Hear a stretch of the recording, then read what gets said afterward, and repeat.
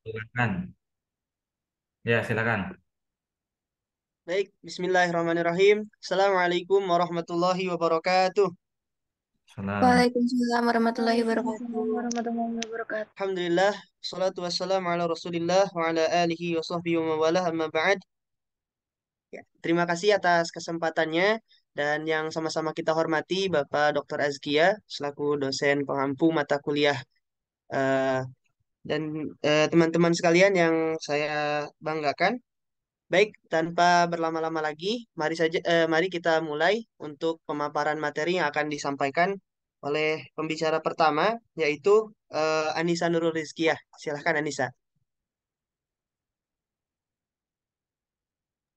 Iya, izin saya share screen, Pak. Tadi bisa ya? Nggak bisa. Berbagai, Ya, berbagai. silakan.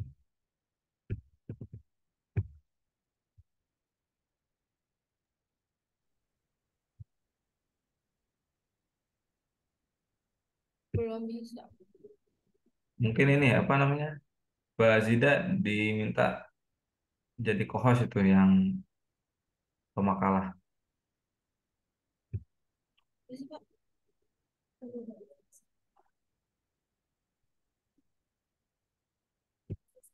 Oke, coba sekarang di-share. Mbak Anissa sudah bisa. Oh, bisa.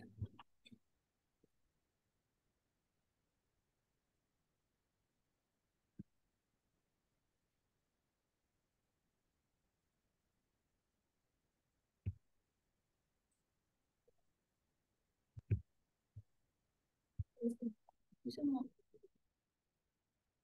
Nggak bisa. Baik, saya akan menjelaskan mengenai apa itu al-istiqoq. Al-istiqoq berasal dari masdar, yaitu asal katanya istaqo yashtaqu, yang berarti mengambil, memecahkan, atau membelah. Dalam hal ini, berarti al-istiqoq itu mengambil suatu kata dari kata yang lainnya. Al-istiqoq ini biasa dikenal dengan derivasi kata atau penurunan kata. Derivasi ialah proses menghasilkan kata-kata yang berbeda dari paradigma yang berbeda juga, atau proses pembentukan kata yang dapat menghasilkan leksem baru. Eh, terdapat terdapat beberapa aspek penting dalam istiqoq ini. Yang pertama itu terdapat kata dasar atau asli. Yang kedua, terdapat kata lain yang akan dibentuk atau diubah eh, dari huruf aslinya. Yang ketiga, memiliki keserupaan ke asal kata dengan kata yang akan diubah dari segi huruf asalnya. Dan yang keempat itu memiliki keserupaan makna dan menghasilkan makna baru. Di sini itu ada contohnya.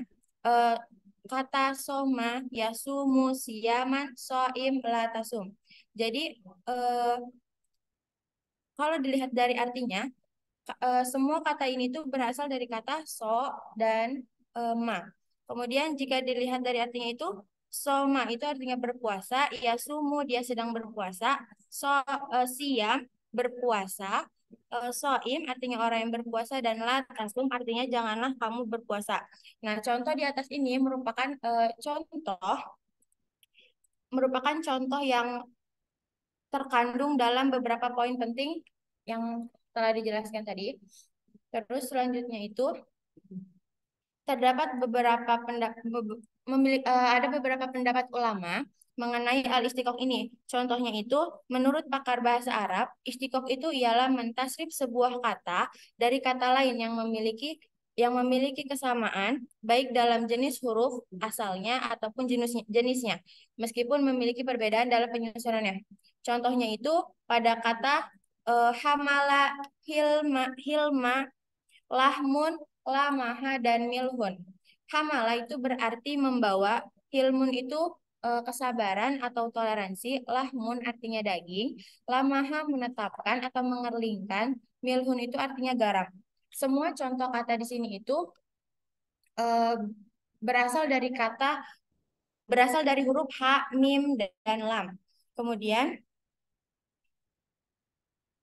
adapun fungsi-fungsi al-istiqoq. fungsi al-istiqaq ini. Yang pertama itu sebagai salah satu media yang membuat bahasa itu berkembang dan meluas, terus menambah bertambahnya pembendaharaan kosakata dan sehingga memungkinkan untuk mengungkapkan ide-ide baru. Fungsi yang kedua itu sebagai media perkembangan bahasa dari aspek lafaz dan siak, serta media yang memperjelas aspek keaslian dan tambahan kata. Yang keempat itu, fungsi yang ketiga itu sebagai acuan sebuah lembaga bahasa dalam mengungkapkan makna-makna baru guna membantu bahasa dalam menyesuaikan perkembangan sosial. Fungsi yang keempat itu media itu mengubah struktur kata dan menghasilkan struktur perubahan atau sorof yang baru dan memiliki makna semantik yang baru juga. Fungsi yang kelima itu media untuk mengungkapkan sebagian fungsi-fungsi nahwu seperti struktur majhul dan juga mutaaddi. Kemudian syarat-syarat istiqoq. Ada 3 syarat-syarat istiqoq. Yang pertama, kata tersebut itu memiliki kata asli. Yang kedua itu kata yang istiqoq itu harus sesuai dengan bentuk aslinya berdasarkan aturan tata letak huruf sehingga dan untuk melihat keaslian kata tersebut itu dapat dilihat dari urutan huruf yang ada. Kemudian syarat istiqoq yang ketiga itu adanya kesesuaian makna. Contohnya itu seperti kata adorbu dengan kata adorib. Dua kata ini mereka itu memiliki kesesuaian makna. Jadi kata adorbu ini bermakna peristiwa atau kejadian dan kata adorib ini merupakan pelaku dari kejadian dan dua kata ini berasal dari asal kata yang sama yaitu huruf do, ro, dan ba. Selanjutnya saya kembalikan kepada moderator. Baik, terima kasih Anissa atas pemaparannya yang berkaitan dengan al-istiqoq tadi. Untuk selanjutnya, saya persilahkan kepada Syifa Aisyah. Silahkan Syifa.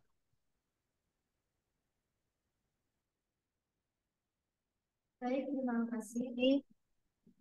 Ya, terima kasih kepada moderator. Izin lanjutkan yaitu selanjutnya ada jenis-jenis hal istiqoh. Banyak pendapat di sini tentang pembagian hal istiqoh. Ada yang berpendapat hal istiqoh ini terbagi jadi 3, ada yang berpendapat terbagi jadi 4, ada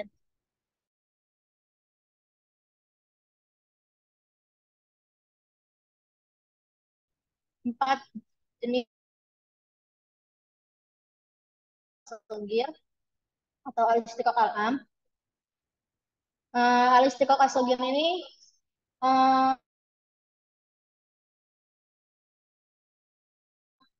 adalah membentukkan suatu kata dari asa yang baru dan yang lama memiliki makna yang sama. Jadi al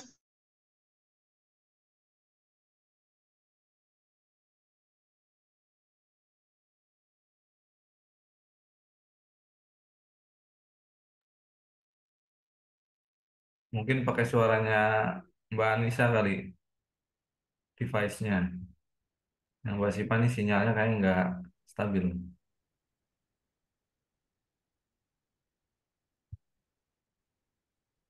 mohon maaf. Selanjutnya yaitu jadi al-istiqoq asogir ini adalah mirip sekali dengan sorof. Bahkan menurut ulama Kufah itu al-istiqoq ini adalah penyebutan ganti dari sorof. Dan menurut Ibnu Jini istiqoq dan tasrif ini memiliki hubungan yang erat. Jadi contohnya itu al-istiqoq asogir. Misalnya dari asal hurufnya salama. Salama ini bisa dibentuk menjadi salama, salama, saman, atau salamah gitu. Itu al-istiqoq asogir. Selanjutnya itu al-istiqoq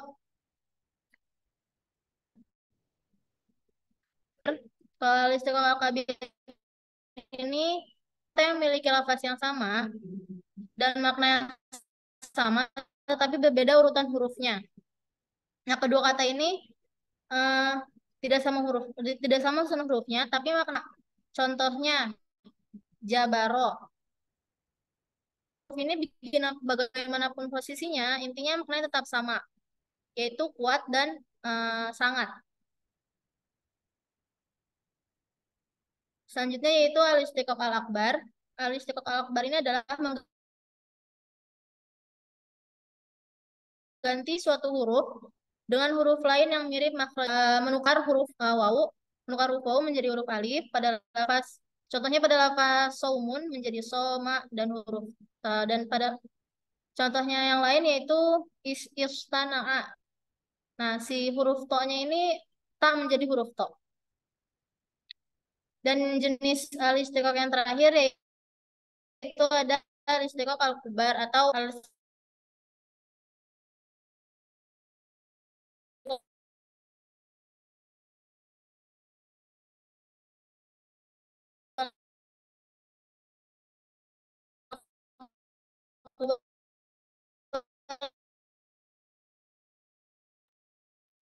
Suaranya jadi putus. isim dan nahat wasfi.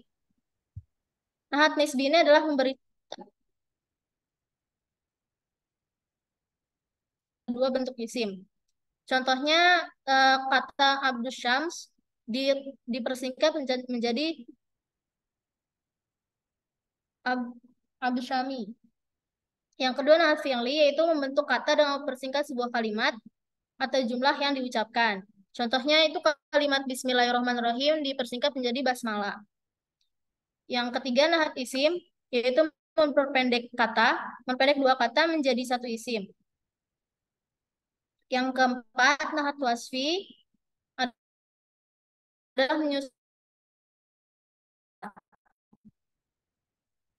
Selanjutnya yaitu pengajaran pembelajaran fikih lughah tentang al-istiqaq. Jadi di sini ada fikih lughah tentang al-istiqaq. Di sini itu ada beberapa karakteristik ya secara umum. Jadi, ya. Next.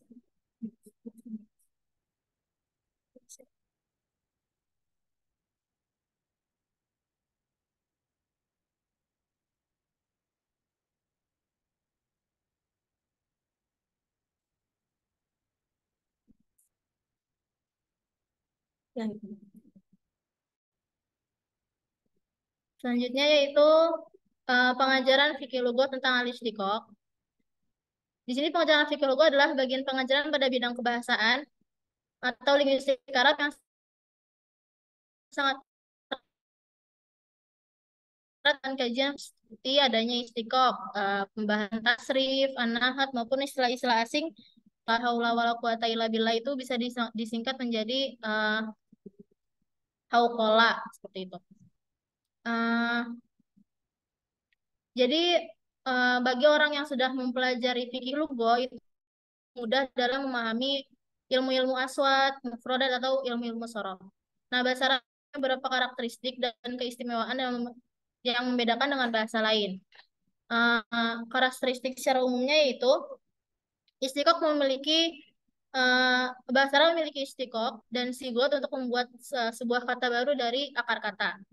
Yang kedua yaitu bahasa Arab memiliki bunyi yang kaya karena memiliki banyak makhraj huruf dan harokat. Yang ketiga yaitu mempunyai sistem i'rab karena ada sejumlah aturan penyusunan kata dan untuk menentukan fungsi kata. Yang keempat yaitu bahasa Arab ini memiliki banyak takbir dan uslub-uslub kalimat. Yang kelima yaitu bahasa Arab mempunyai ciri khas penulisan. Nah, bagi para pelajar yang sudah mempelajari fikih lughah, biasanya mereka ketika mendengar bunyi-bunyi huruf Arab itu akan bisa membedakan dan bisa melafazkannya dengan lancar. Yang terakhir yaitu lahirnya bentuk kata atau taulid asyag. Nah, di sini biasanya dari macam-macam istilah di atas itu al-istiqaq as-shaghir paling berperan dalam pembentukan sebuah kata dalam bahasa Arab. Istiqaq dari kata benda abstrak bisa menjadi kata nisbah dengan menambahkan akhiran iyah dan aniyah seperti kaifiyah atau hiwayah, ruwahiyah, dan lain-lain.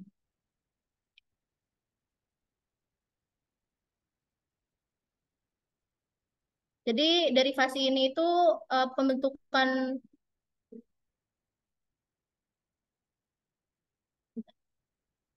eh, jadi bahasa Arab ini sama seperti bahasa-bahasa lain pasti memiliki perkembangan. Jadi perkembangan yang terjadi dalam bahasa Arab ini salah satunya itu adalah penambahan kosakata. Derivasi ini sama aja sama kayak penambahan kosakata. Lahirnya bentuk kata-kata baru. Jadi seiring perkembangan zaman pasti bahasa Arab ini akan mengalami perkembangan sesuai dengan kebutuhan dan kepentingan penutur. Nah, melalui eh, munculnya istilah-istilah yang baru ini eh, disebut itu dalam periode dalam bahasa Arab disebut at-taulid, yaitu masa pengembangan bahasa Arab dengan cara membentuk kata dari kata yang sudah ada. Mungkin cukup sekian dari saya kembalikan kepada moderator. Ya, terima kasih banyak Siva atas pemaparannya. Itu tadi yang dijelaskan Siva berkenaan dengan jenis-jenis dari al-istiqoq, bagaimana menurut fikih lugah dan juga proses pembentukan kata baru ya tadi. Derivasinya itu seperti apa. Telah dijelaskan. Untuk selanjutnya mohon izin Bapak, Pak Dokter untuk lanjut ke kelompok berikutnya atau Lanjut, pertanyaan dulu. lanjut. Lanjut. Baik. Ya, silakan untuk kelompok berikutnya mempersiapkan slide presentasinya.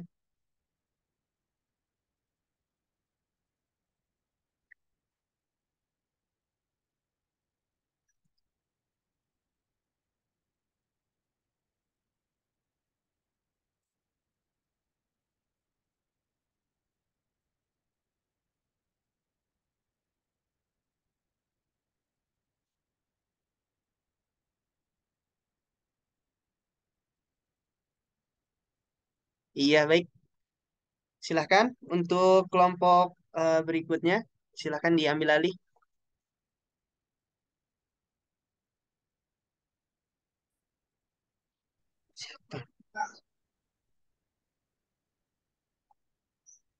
Ya, baik, terima kasih pada moderator yang telah dipersilakan.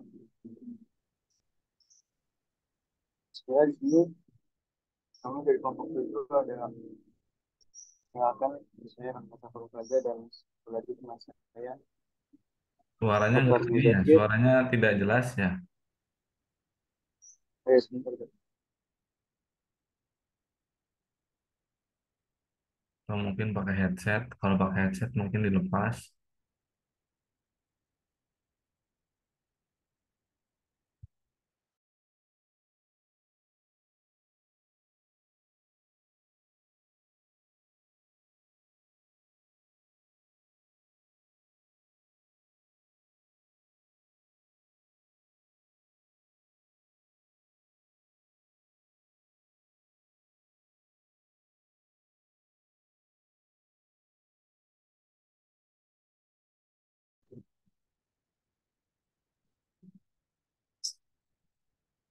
Apa terdengar suaranya?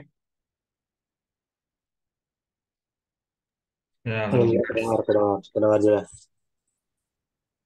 Baik, sini kami akan mempresentasikan yang berjudul tentang adabisasi dan akronim. Next.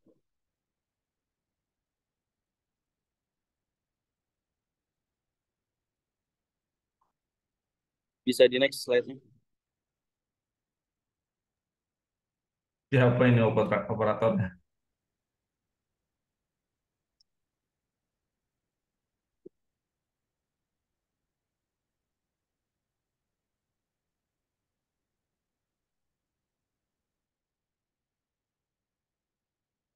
Siapa operatornya, teman-teman? Sepertinya ada gangguan sinyal, Pak.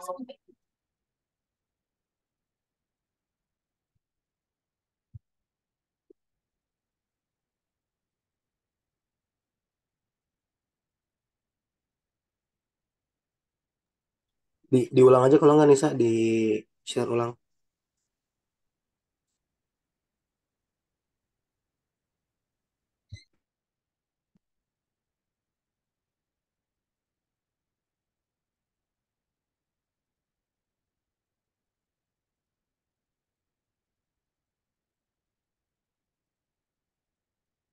Apakah sudah terlihat?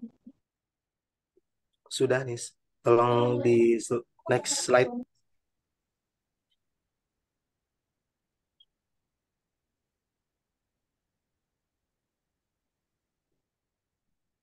Ya, baik, saya akan melanjutkan. Yang pertama ini ada pengertian Arabisasi. Jadi secara etimologi ini, Arabisasi berasal dari bahasa Arab yang berasal dari bentuk masdar arroba, mempunyai makna menerjemahkan ke bahasa Arab atau mengubah bahasa asing ke bahasa Arab. Kemudian, adapun secara terminologi, Arabisasi ini adalah penyerapan unsur-unsur asing berupa kata ataupun istilah, membentuk kata melalui perpindahan bahasa, bahasa lain, bahasa kedua kepada bahasa Arab. Bisa di next.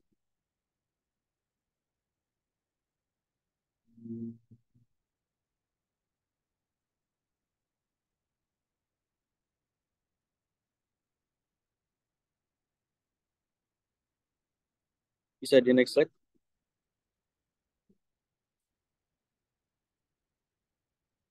Ya, Ini sepertinya sinyalnya selanjutnya, agak terganggu. yuk. Selanjutnya ada pembentukan atau awal mula Arabisasi. Jadi pertamanya ini orang Arab Jahiliyah membuat kontak dengan negara tetangga. Orang-orang Arab pada masa Jahiliyah pada waktu itu membuat kontak dengan negara tetangga seperti negara Persia, Habsyi, Romawi, Suryani, Nabti, dan yang lainnya. Kemudian terjadinya pertemuan antara dua bahasa yang berbeda. Maka secara tidak langsung antara dua negara ini mereka saling bersentuhan dengan bahasa yang mereka gunakan. Kemudian kemudian bahasa saling bersentuhan satu sama lain secara alami. Kejadian ini terjadi secara alami, secara langsung, karena tidak mungkin suatu bahasa tidak tercampur dengan bahasa lain ketika terjadi kontrak pertemuan, sebagaimana yang disebutkan. Pengaruh suatu bahasa pada bahasa lain yang berdekatan mempunyai peran yang besar dalam perkembangan bahasa, karena pertemuan kedua bahasa merupakan sebuah keniscayaan sejarah dan menyebabkan interferensi suatu bahasa pada bahasa lain. Adapun contoh-contoh kata yang disebabkan dari pertemuan antara bangsa Persia dan bangsa Arab, di dalam bahasa Arab itu ada sijil, istabrok, ibrik, dan bustan. Yang mana kata disebutkan tadi tercantum dalam Al-Quran sebagai bukti bahwa adanya kata yang dipinjam atau peminjaman kata ketika di antara dua bahasa saling bersinggungan, maka di antaranya saling mempengaruhi satu sama lain. Selanjutnya, cukup sekian dari saya. Selanjutnya akan dilanjutkan oleh pemateri kedua yaitu Saudara Atar Muzakir. Supaya dipersilahkan.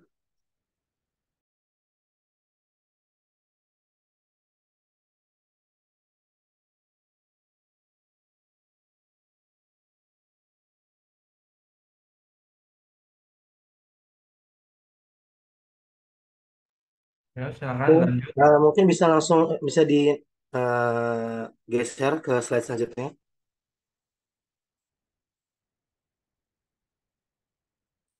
Tunggu sebentar ya, ini ada kendala sinyal. Bentar. Oke, siap.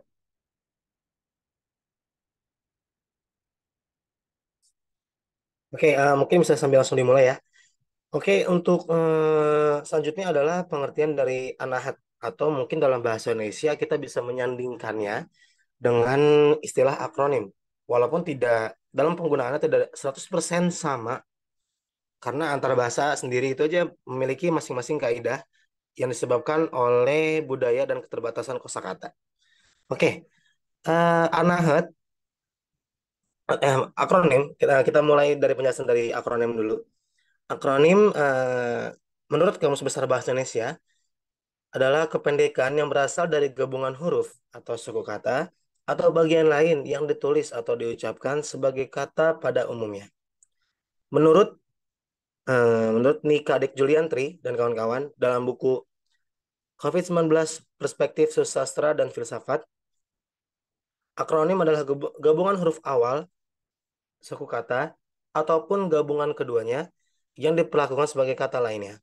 Contoh, Ada kata rudal. Rudal itu berasal dari kata peluru dan kendali. Atau juga bisa kita sebutkan maijen yang berasal dari kata mayor dan jenderal. Nah, akronim sendiri berasal dari kata Yunani, yaitu gabungan dari kata akros dan onima. Akros memiliki arti yang paling tinggi, sedangkan onima memiliki arti nama.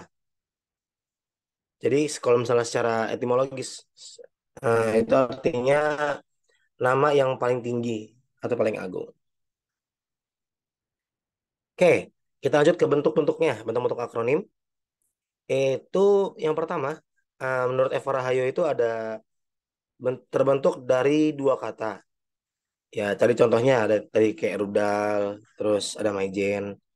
Selanjutnya ada yang terbentuk juga dari tiga kata. Misalnya posyandu. Posyandu, pos yang pertama, yang pertama itu pos, yang kemudian kata huruf ian itu mewakilkan pelayanan. Yang terakhir ada du itu mewakilkan kata terpadu. Kemudian ada akronim yang terbentuk dari empat kata,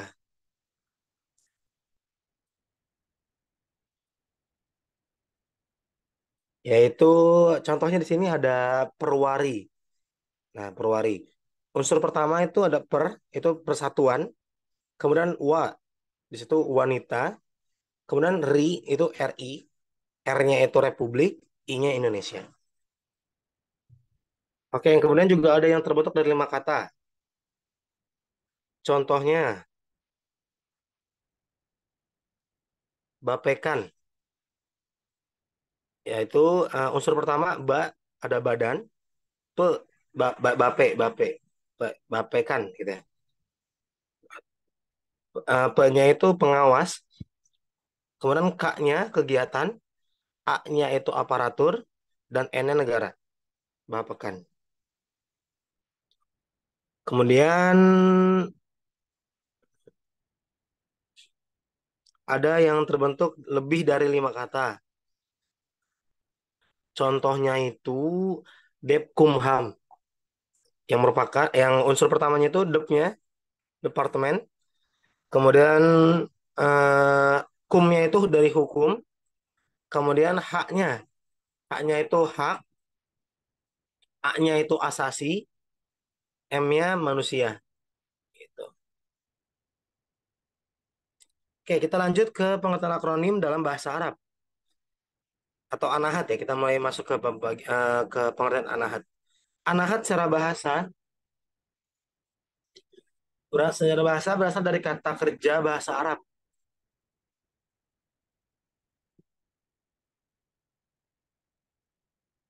Berasal dari kata kerja bahasa Arab, yaitu nahatayan itu, yang artinya memahat, mengukir, atau meratakan, atau membuat patung.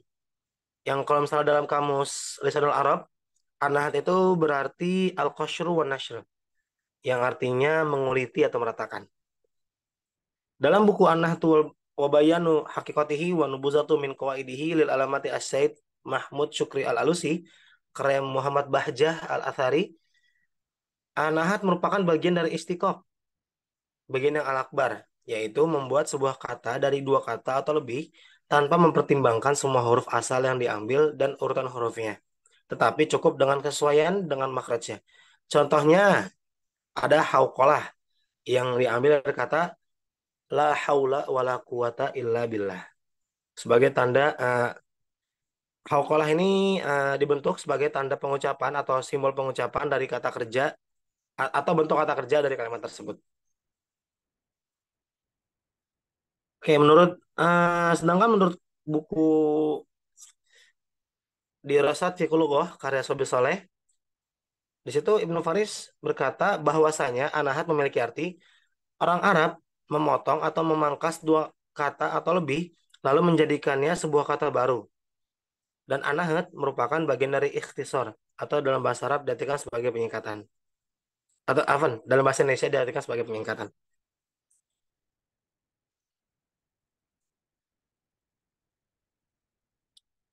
Nah, ini ya tadi menurut penjelasan-penjelasan di atas, ini kita bisa menarik kesimpulan kalau misalnya ini adalah gerakan atau langkah kreatif dan efektif dalam mempermudah pengucapan beberapa kata.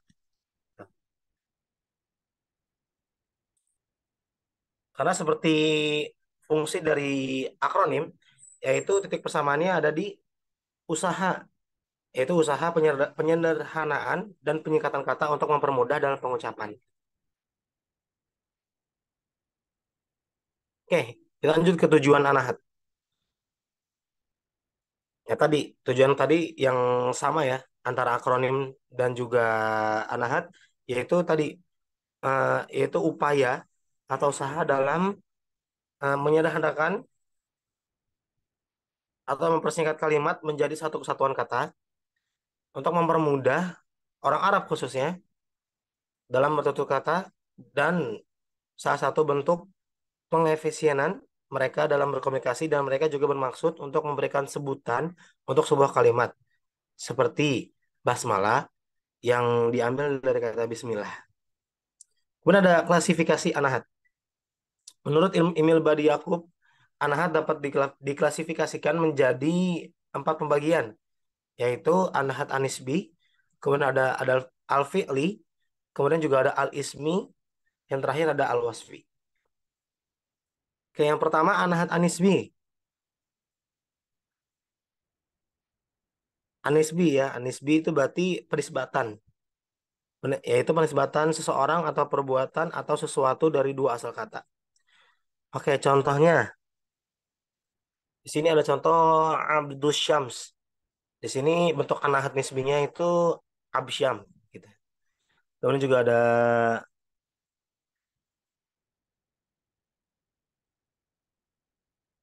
Bani Al-Hujaimi yang dalam bentuk anisbinya Balhujem gitu ya, Balhujem. Oke, kemudian ada anahat al-fi'li, yaitu menggabungkan susunan kalimat menjadi sebuah kata kerja yang menjadi simbol pengucapan atau kejadian yang terkandung di dalamnya. Nah, perlu diperhatikan, fiil-fiil yang termasuk dalam anahat al-fi'li ini merupakan fiil rubai yang mujarad. Contohnya ada kata basmalah yang tadi ya. Kemudian ada anahat al-ismi, yaitu menggabung dua kata menjadi sebuah ungkapan dalam bentuk kata benda. Contohnya,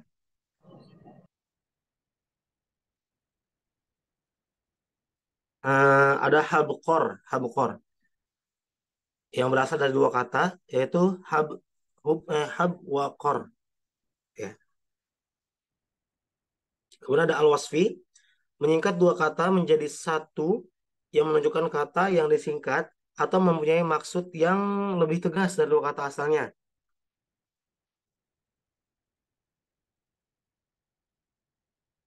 Seperti contohnya ada doktor, afan, dot dot dot bar, afan, dot bar,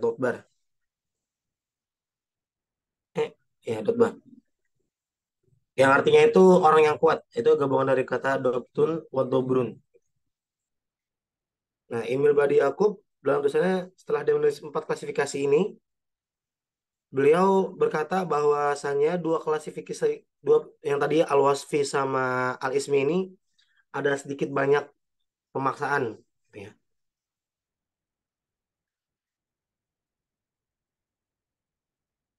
Oke, langsung kita membandingkan antara anahat dan juga akronim. Oke, kita mulai dari persamaan.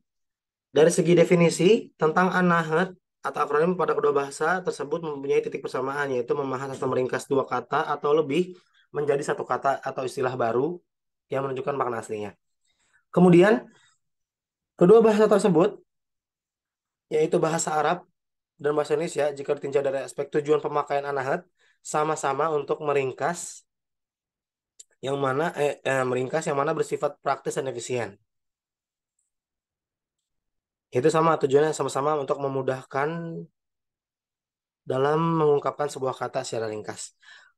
Yang ketiga, dalam bahasa Arab dan bahasa Indonesia, anahat dan juga akronim sama-sama menganggap bahwa anahat ini atau akronim berbeda definisinya.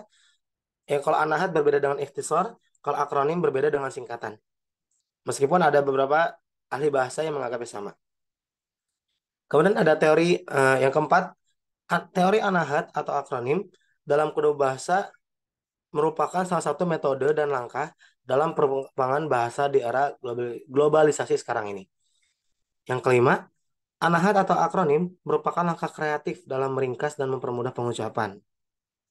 Yang keenam, anahat atau akronim dalam kedua bahasa itu dapat menimbulkan kekaburan kata yang diakronimkan atau dinahatkan. Dampaknya, kata-kata asli yang membangun ungkapan baru tersebut terlupakan oleh mayoritas orang.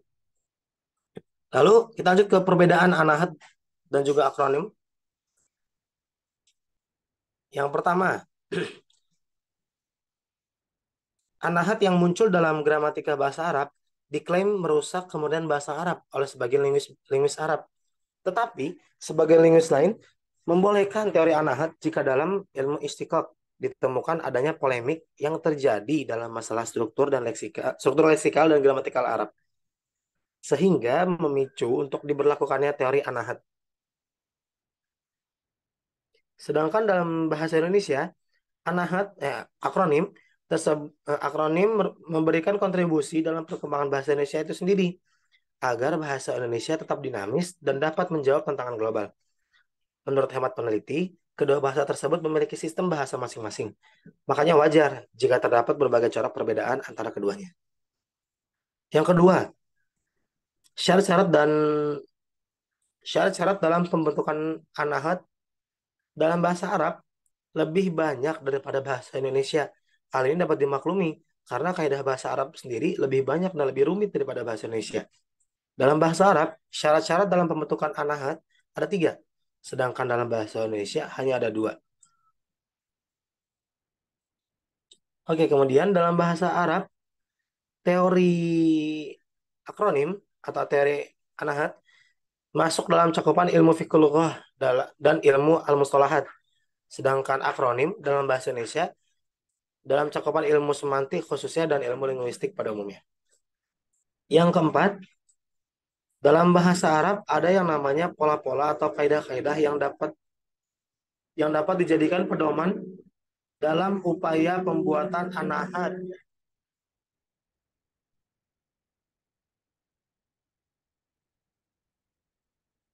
Dalam bahasa Arab ada yang namanya pola-pola atau kaidah-kaidah yang dapat dijadikan pedoman dalam upaya pembuatan anahat agar tentunya tidak melenceng dari kaidah nahwu, sorof, yaitu nahwu dan sorof.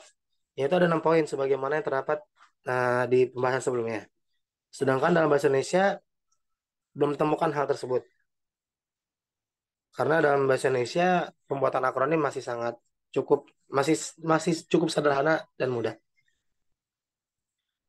Ya, dalam bahasa Arab anahat banyak ditemukan pada zaman sejarah Islam klasik dan semasa perjalanan sejarah berkembang sejarah perkembangan bahasa dan sastra Arab. Maaf. Bahasa anahat banyak ditemukan pada zaman sejarah Islam klasik dan semasa perjalanan sejarah perkembangan bahasa dan sastra Arab. Anahat juga ditemukan ketika munculnya kamus-kamus bahasa Arab seperti kamus Al-Mujmal, Maqayis al-Lughah, Al-Ain, dan lain-lain sebagainya. Adapun dalam bahasa Indonesia, akronim muncul sejak bahasa Indonesia menjadi bahasa resmi negara Indonesia. Yang dalam hal ini, akronim banyak ditemukan dalam bidang kepolisian dan kemiliteran. Yang keenam, dalam bahasa Arab, anahat merupakan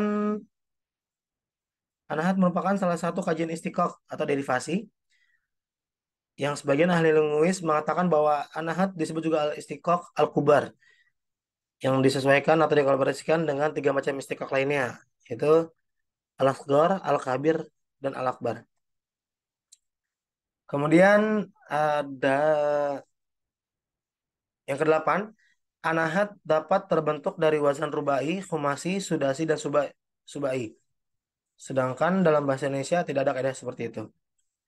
Dalam bahasa Arab, yang kesembilan, Pola-pola anahat dapat berupa fiil, isim, dan huruf. Sedangkan dalam bahasa Indonesia tidak demikian. Pola-pola anahat bisa berupa nama diri dan bukan nama diri. Yang 10, dalam bahasa Arab ada perselisihan pendapat di kalangan para ulama dan perbedaan yang jelas antara definisi anahat dan istiqoq. Sedangkan dalam bahasa Indonesia tidak ditemukan atau khususnya tidak didapatkan mengenai benturan definisi akronim dan juga penyingkatan dan juga derivasi dalam bahasa Indonesia. Yang ke-11, di dalam bahasa Arab ditemukan adanya pembentukan akronim bentuk prefiks. Contohnya qobla tarikh, yaitu singkatan dari qobla tarikh. Sedangkan di dalam bahasa Indonesia belum ditemukan hal seperti itu. Di dalam bahasa Indonesia yang ke-12, sangat rentan terjadi pola pembentukan sebuah akronim yang sama atau ambigu terkait makna. Hal ini dikarenakan pola pembentukannya terlalu panjang atau pendek dan tidak sesuai dengan kaidah pembentukan akronim. Kalau di bahasa Arab tidak demikian. Oke, sekian dari kelompok kami. Mohon maaf. Selanjutnya kami serahkan ke moderator.